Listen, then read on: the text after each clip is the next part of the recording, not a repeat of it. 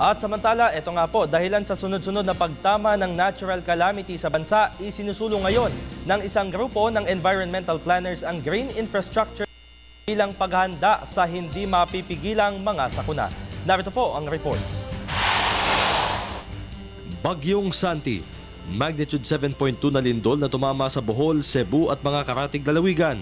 At ngayon, ang Super Typhoon Yolanda na itinuturing ng mga eksperto na pinakamalakas na bagyo sa kasaysayan ng mundo.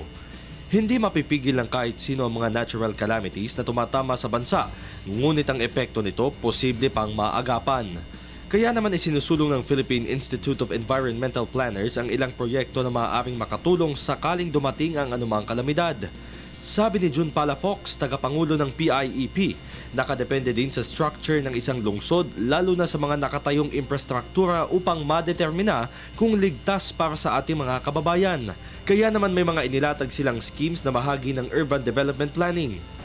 Patuloy sa paglago ang urban development dito sa bansa, lalo na sa Metro Manila. Ngunit sa panahon ng natural disasters o mga kalamidad, mas kinakailangan ang ibayong pag-iingat at paghahanda bago pa man ito dumating. Kaya naman ang suwestyon ng PIEP, sana ipatupad na raw ang green infrastructures at magkaroon na ng green city sa Pilipinas at maging ang mode of transportation dapat ay baguhin na din daw. Bagay na mayahalin tulad.